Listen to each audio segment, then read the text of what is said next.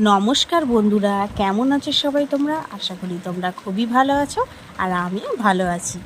আর আজকের ভিডিওটা ছিল জন্মাষ্টমীর দিনের ভিডিও, আর আমার অনেকটা লেট হয়ে গেল এই ভিডিওটা আপলোড করতে। তো চলো ভিডিওটা দেখতে থাকো এবং সঙ্গে থেকো। আমি স্নান করে নিয়েছি, এখন মোটামুটি 3টে মতো বাজে। আমাদের পুরোহিত মশাই 5টার সময় আসবে, তো আমার জোগাড় যন্ত্র করতে মিনিমাম একটু তো সময় লাগবে।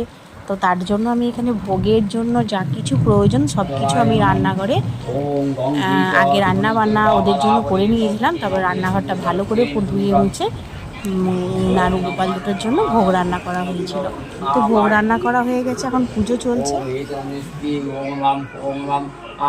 ওং আদিপুরা কাল সমজ্জাতা পুনর্জাপিসদি ওং গণিত সংসি মনিতমাসিদম ওং ধনাগ্গা ধনাজি জয় মা ধনাতে কবিতা কাঙ্কন রাধাকান্ত নমস্তে হে কৃষ্ণা করুণা সিন্ধু দীনা বন্ধু জগৎপতি ওম কৃষ্ণ কবিতা রাধাকান্ত নমস্তে হে কৃষ্ণা করুণা সিন্ধু দীনা বন্ধু জগৎপতি ওম কৃষ্ণ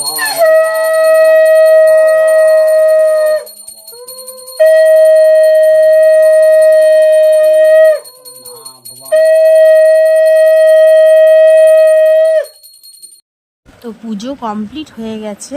এই যে আমার সোনা দুটোকে কি সুন্দর দেখতে লাগছে, দেখো সবাই তোমরা। তো এবারে আমরা প্রসাদ সবাইকে দেব, নিয়ে আমরা প্রসাদ খাবো, জল খাবো। পুষ্পাঞ্জলি দেওয়া হয়ে গেছে, পুজো কমপ্লিট হয়ে গেছে।